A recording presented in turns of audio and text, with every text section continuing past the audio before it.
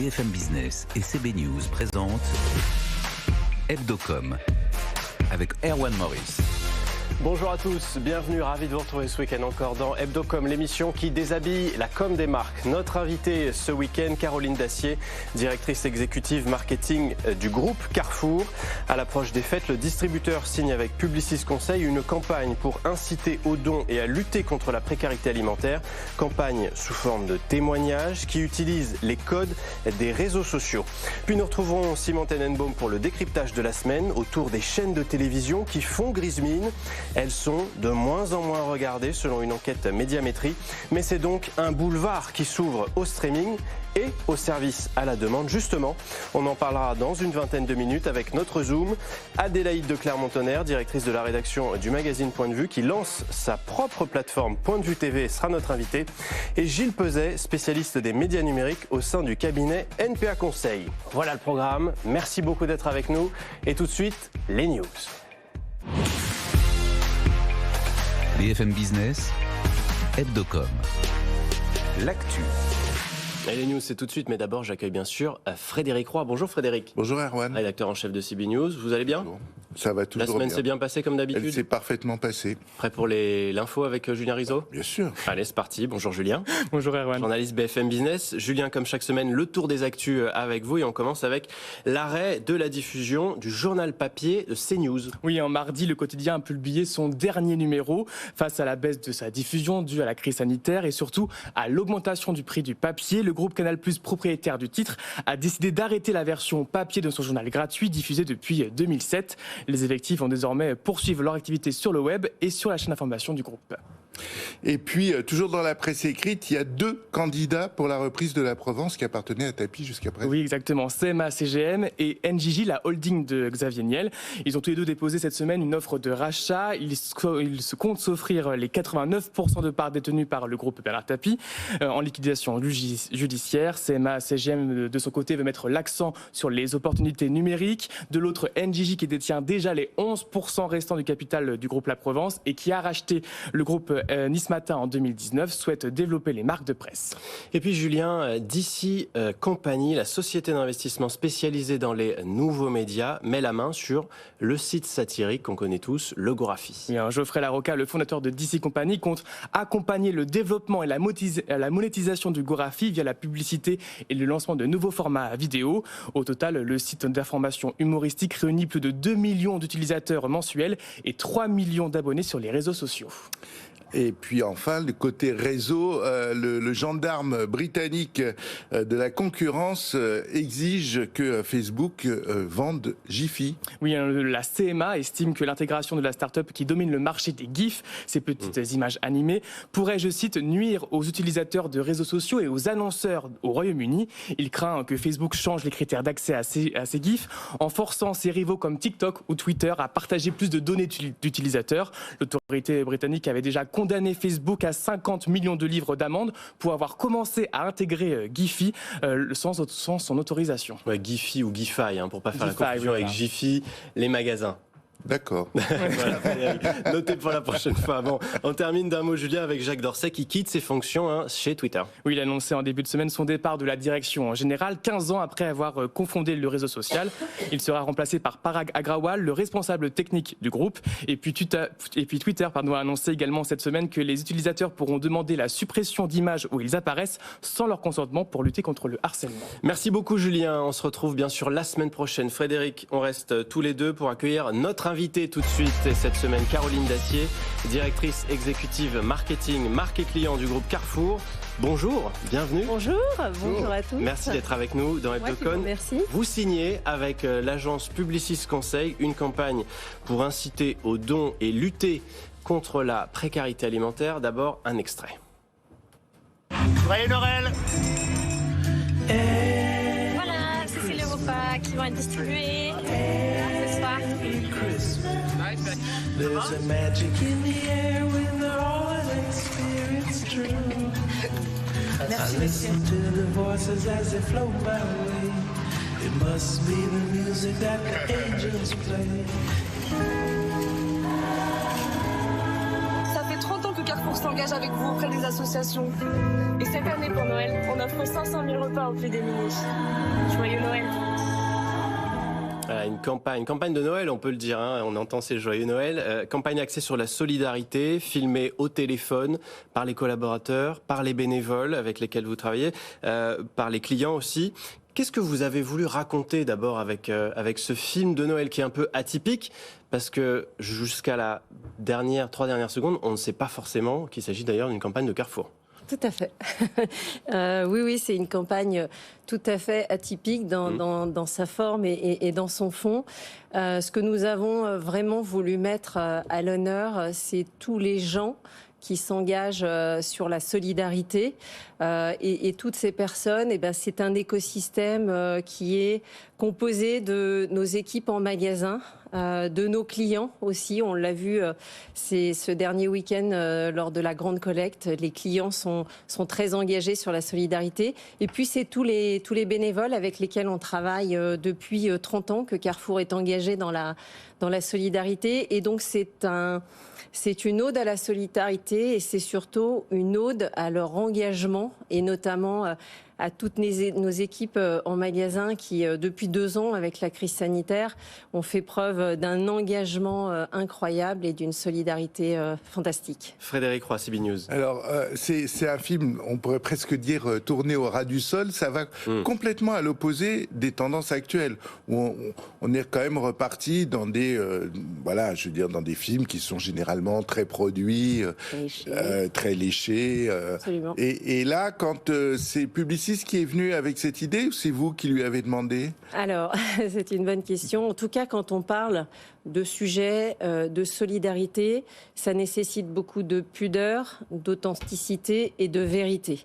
Lorsqu'on a voulu, suite à la décision d'Alexandre Bompard de s'engager sur la précarité alimentaire et d'aller un cran plus loin que ce qu'on fait en offrant 500 000 repas sur la période de Noël, on a voulu partir à partir de cette décision-là, partir de ce sujet d'engagement de nos collaborateurs. Donc si vous voulez être juste, si vous voulez être sincère, si vous voulez être authentique, vous ne pouvez pas le faire dans un studio de tournage avec des décors, avec des strass, des paillettes. On est parti caméra à l'épaule, on a sillonné la France, on est allé sur ces moments qui sont des moments de solidarité qu'on a filmés. Et en effet, vous le disiez très justement, on a vu des collaborateurs utiliser leur smartphone. Ouais. Et on s'est dit avec l'agence, c'est toute cette matière organique qu'il faut qu'on prenne, parce que ce sujet-là, vous ne pouvez pas le traiter avec des codes de films publicitaires. Mais d'où une campagne très brute, hein, pas de mise en scène, on ne voit pas le logo avant à la toute fin. Mais je reprends quand même la question de Frédéric Roy. Oui. Qui vient vers qui propose ce concept? Est-ce que c'est l'agence Publicis qui vous le propose? C'est quand même un pari très osé, non, Frédéric? Pour le moins.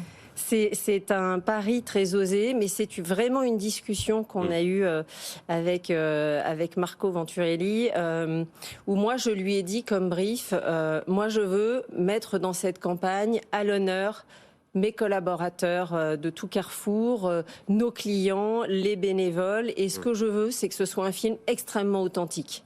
Et donc la forme de ce film, elle est arrivée en discussion avec Publicis. Donc oui, ce sont des codes très différenciants. Du coup, à une époque où il y a des grands débats entre les annonceurs et leurs agences sur le coût des productions, cette fois-ci, là, il n'y a pas de problème. Il n'y a pas de surcoût.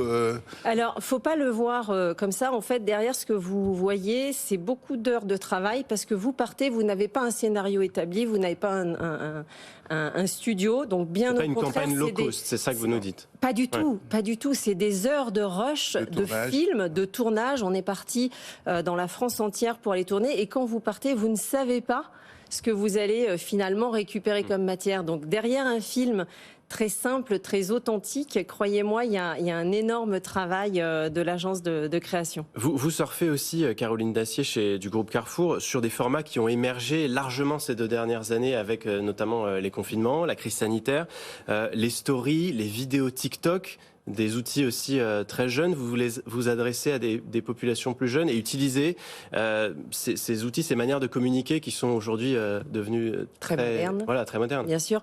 En tout cas, ce à quoi je crois beaucoup, c'est que les campagnes de communication, elles doivent de plus en plus être authentiques. Aujourd'hui, vous avez près de 34% des gens interrogés qui ne croient plus vraiment à ce qu'une grande marque dit derrière un film publicitaire. C'est ramener de l'authenticité.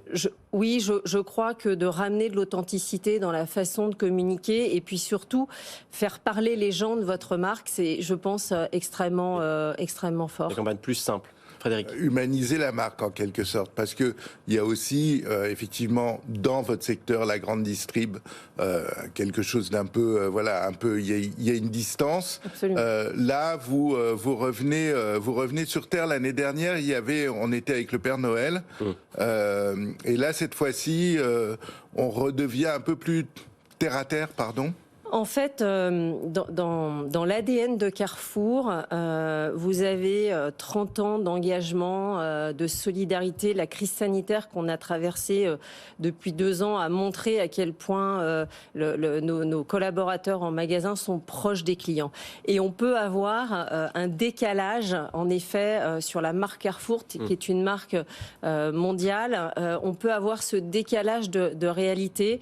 Et ce que je trouve assez beau dans ce film, c'est que ce que vous voyez, c'est vraiment l'ADN de Carrefour, c'est vraiment ce qui compose l'entreprise, ce sont l'engagement de nos collaborateurs. Donc oui, je pense que cette campagne, elle met Carrefour dans la vie des gens. Et on a l'impression aussi, sauf vraiment tout à la fin, mais que c'est un appel à la solidarité dans l'ensemble des magasins, des enseignes. Vous n'avez pas mis la marque spécifiquement en avant. Juste pour terminer, est-ce que ça sera aussi diffusé sur les réseaux sociaux, comme ce sont les outils que vous utilisez dans cette Oui, pub? bien sûr.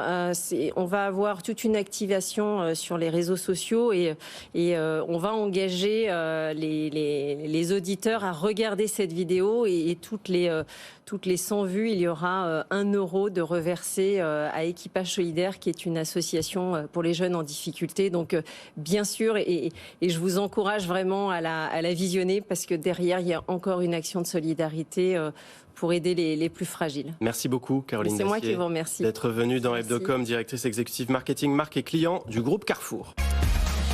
Et on enchaîne tout de suite avec les campagnes, Frédéric, qui ont retenu notre attention cette semaine. Et ça commence à être de saison. Les jouets de Noël. Regardez écoutez cette campagne de la Grande Récré.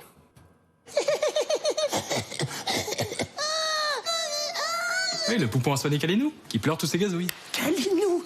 On l'a.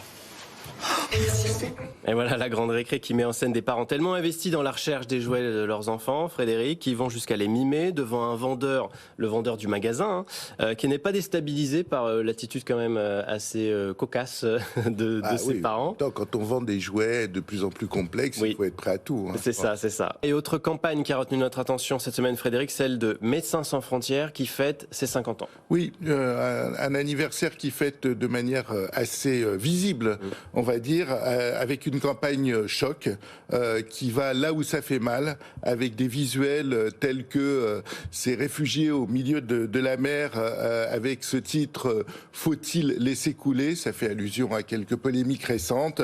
Quand il faut pas y aller, et il faut y aller, ou cet enfant dans un paysage de décombres qui dit signé peut-on s'habituer à tout? La réponse est évidemment non. C'est une campagne qui est signée par l'agence Les Présidents. Et puis Addiction Agency et le laboratoire Gilead Science signent une campagne d'affichage à l'occasion de la Journée mondiale de la lutte contre le sida. C'était le 1er décembre. Et ça se passe dans le métro parisien, sur 70 mètres de long dans la station Concorde. Objectif de cette campagne, tirer un trait sur la sérophobie.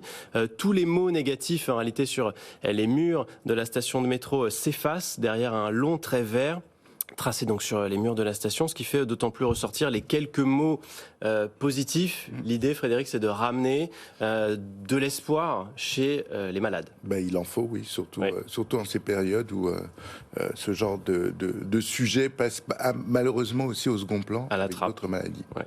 Campagne très graphique donc à retrouver dans le métro parisien. Allez, place tout de suite au décryptage de la semaine et on retrouve Simon Tenenbaum. Bonjour Simon. Bonjour. C'est la gueule de bois, Simon, pour les chaînes de télé avant même les fêtes. Et ça, après l'effet positif pour elles, des confinements sur les audiences.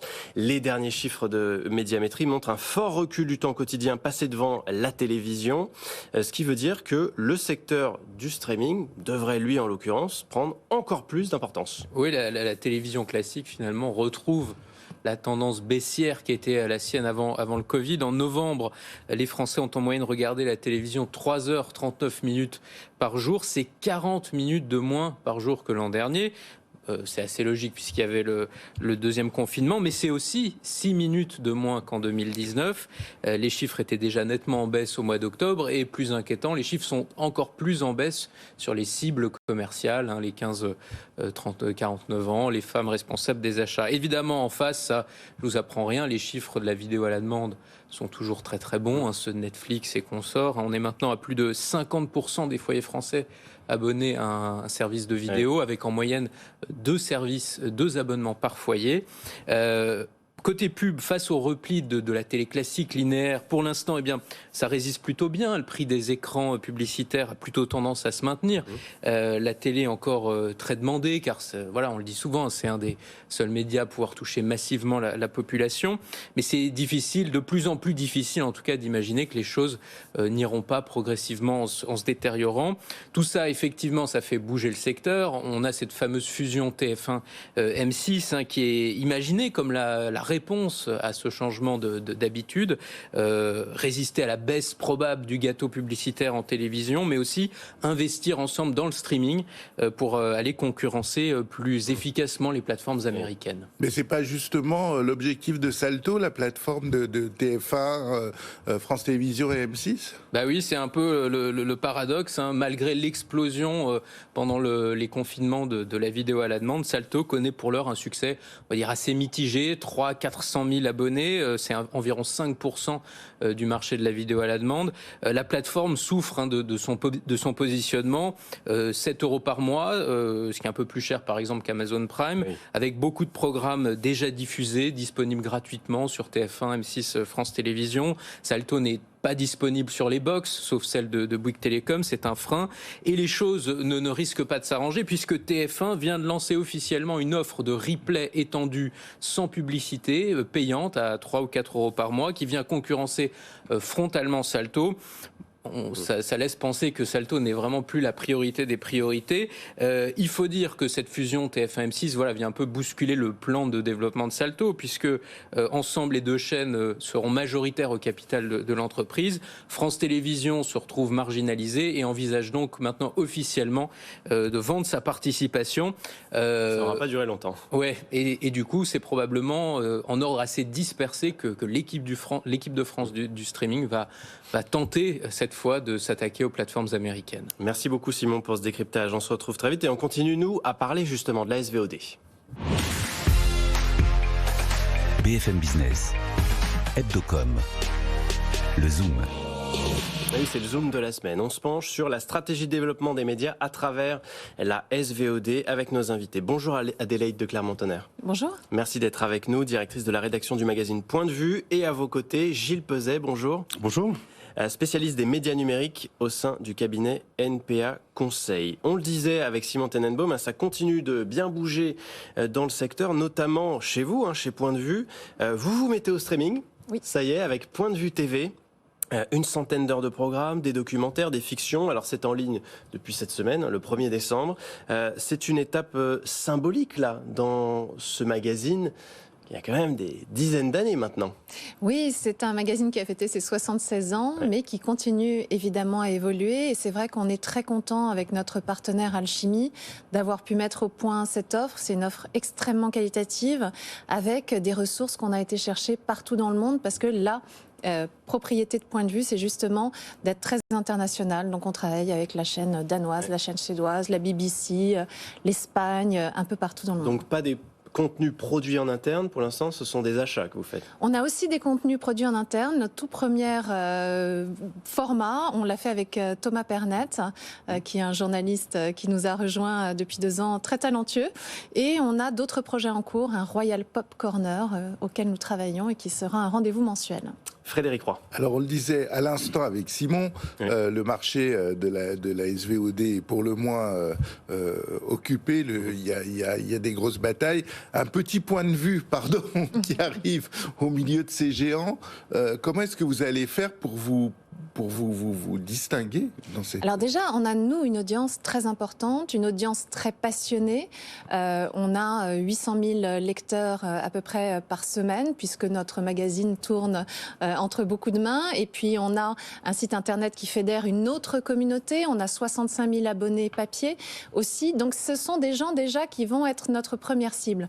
Ensuite, c'est évident que on aimerait pouvoir convaincre les grands bouquets de nous accueillir, parce que nous sommes une offre à part, avec une forte dimension internationale, et nous n'avons pas de concurrence sur ce secteur, puisque personne ne fait cette coupe transversale. Avec peut-être un jour un bouton point de vue sur la télécommande. On a eu ce débat il n'y a pas longtemps. Est-ce qu'il faut ou pas le bouton Netflix, Amazon? Bon, bah, on y viendra peut-être. Point de vue, on est pour. Bah, ouais, forcément, on y va peut-être un jour. Gilles Peset, spécialiste des médias numériques chez NPA Conseil, de plus en plus de services, donc de moins en moins de facilité à se démarquer aussi sur ce marché? Bien sûr, oui, il y a énormément de services. On doit être aujourd'hui à une centaine de services de vidéo à la demande par abonnement. Il faudrait ajouter les services de vidéo à la demande gratuits. Enfin bon, donc oui, le terrain est très encombré. Ouais. Après, point de vue a un avantage quand même, c'est qu'il a une marque forte, une marque historique, connue. Comme vous le disiez, à peu près 800 000 personnes qui, que ce soit chez eux ou chez le dentiste, croisent la marque. Donc c'est quelque chose de fort. La thématique est là. On voit le succès de The Crown sur Netflix, enfin les retransmissions des mariages princiers font des audiences extraordinaires, donc la matière est là, la marque est là. Après, je vous rejoins tout à fait sur ce que vous disiez, c'est-à-dire que l'enjeu majeur aujourd'hui pour se démarquer, c'est la distribution. Alors le bouton de la télécommande, c'est peut-être encore un petit peu tôt, mais derrière, l'enjeu est vraiment celui de la distribution. Vous avez la chance d'avoir un partenaire qui est Alchimie, dont c'est qui sait faire ça. Enfin, une de sa valeurs ajoutées, c'est précisément d'avoir des accords avec des opérateurs télécoms, Bouygues Télécom, Orange, avec des constructeurs d'électronique grand public, Samsung, etc. Même avec Amazon pour le Fire TV, etc. Donc il a accès à ces plateformes de télévision connectées. Maintenant, tout l'enjeu pour vous, ça va être et pour Alchimie, ça va être de convaincre ces constructeurs-là de vous embarquer pour pouvoir être exposés dans les foyers. Il faut avancer avec ces partenaires-là. Hein. Absolument, on a des premiers contacts qui sont très encourageants. D'ailleurs, même des premiers contacts, on a eu la chance de tomber sur des gens dans ces grands bouquets, je ne peux pas tout vous dire, mais qui étaient déjà abonnés à notre magazine. C'est quand même un avantage certain. Et puis, Parce que déjà, ils connaissent la marque. Voilà, ils connaissent la marque. Il y a effectivement, c'est un secteur de niche, mais en même temps une niche avec une assise énorme. Quand vous voyez effectivement que le mariage de Kate ou de Meghan font 3 milliards de téléspectateurs, que l'interview à Oprah Winfrey de Harry et Meghan, c'est la 2e audience après le Super Bowl. Donc c'est niche, mais avec quand même une très très large assise. Frédéric Roy. Stratégiquement, pour point de vue, c'est quoi le but? De rajeunir, soit de faire plaisir à votre audience actuelle, de la faire grandir, de la rajeunir, de la diversifier? Mais vous avez dit à peu près tout. Effectivement, on veut réaugmenter notre assise, on veut continuer à offrir des nouveautés à nos fidèles qui sont là depuis très longtemps et donc qui sont aussi nos plus précieux lecteurs. Et puis, on veut aussi rajeunir. Et là, par exemple, on a une formidable exclusivité sur toute l'Europe avec une série de très grande qualité qu'on a fait venir de Russie. Ça s'appelle La Comtesse Rouge. C'est fondé sur un passionnant fait divers historique. Donc, et c'est de très grand luxe. Je veux dire, c'est une série vraiment extrêmement soignée qui va, je pense, fédérer un public très large. Il faut des contenus exclusifs aussi pour exister, pour espérer exister, Gilles Peset? C'est mieux, c'est sûr. C'est sûr que on a parlé de l'exposition, qui est vraiment un des défis majeurs pour un service thématique comme Point de Vue TV. Et puis derrière, une fois qu'on a réussi à se faire embarquer dans des box ou dans des interfaces de téléviseurs connectés, il faut réussir à convaincre le téléspectateur de s'abonner. C'est pas facile. Et une fois qu'il est abonné, et c'est encore plus difficile, faut le garder. Faut le garder parce qu'on a des taux de désabonnement qui sont très très élevés en vidéo à la demande par abonnement. parce qu'il suffit d'un clic de bouton pour se désabonner quand le contenu n'est plus là. Donc 100 heures de contenu, c'est bien. Il faut réussir à alimenter le service avec des contenus, si possible, originaux, du moins exclusifs. Simon Tenenbaum, journaliste BFM Business, nous disait il y a 5 minutes qu'aujourd'hui, un Français sur 2 est abonné à un service de streaming à peu près. Un foyer sur 2. Un foyer sur 2, avec parfois 2 abonnements déjà, par exemple Netflix et Disney+. Tout à fait. Est-ce qu'il y a la place pour un 3e quand on est point de vue? Est-ce qu'il faut aller chercher ceux qui n'ont aucun abonnement, ou vous pensez aussi pouvoir récupérer des parts de marché chez ceux qui sont déjà abonnés?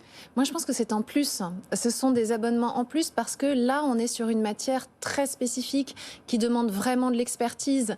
Des documentaires sur les familles royales, il y en a, mais il y en a énormément de très mauvaise qualité qui font vraiment des erreurs, qui accréditent des thèses complotistes. Nous, on sait que ça va être de très grande qualité. Et pour parler du rafraîchissement, on a 25 heures de rafraîchissement au minimum par mois. Donc, on fait très attention à garder nos abonnés. Gilles Peset. Moi, je compléterai avec deux éléments de réflexion. On est en effet à 2 services à peu près par foyer abonné. Aux États-Unis, ils en sont à 4 ou 5. Par contre, on est sur un plateau. Il y a encore de la marge, un petit peu. Voilà. Par contre, une fois qu'on est à 4 ou 5, manifestement, on ne va pas au-delà. Et puis, deuxième élément de réponse, il me semble l'avenir pour ces services par abonnement, c'est aussi d'être bundlé, de réussir à avoir sa place dans des bouquets qui seront commercialisés par des opérateurs télécoms ou par d'autres pour voilà. Merci beaucoup pour toutes ces explications. Merci Adélaïde de Clermont-Tonnerre, directrice de la rédaction du magazine Point de Vue. Bonne chance. Merci. Pour Point de Vue TV. Et à vos côtés, donc Gilles Peset, spécialiste des médias numériques, cabinet NPA Conseil. Merci beaucoup d'avoir été avec nous. Merci Frédéric Roy. On se retrouve la semaine prochaine. On se retrouve Vous serez là prochaine. Génial. Merci d'avoir été avec nous. Très bonne fin de semaine. Très bon week-end sur BFM Business. Tout ce qu'il faut savoir sur les marques et leur stratégie de communication. Hebdocom sur BFM Business.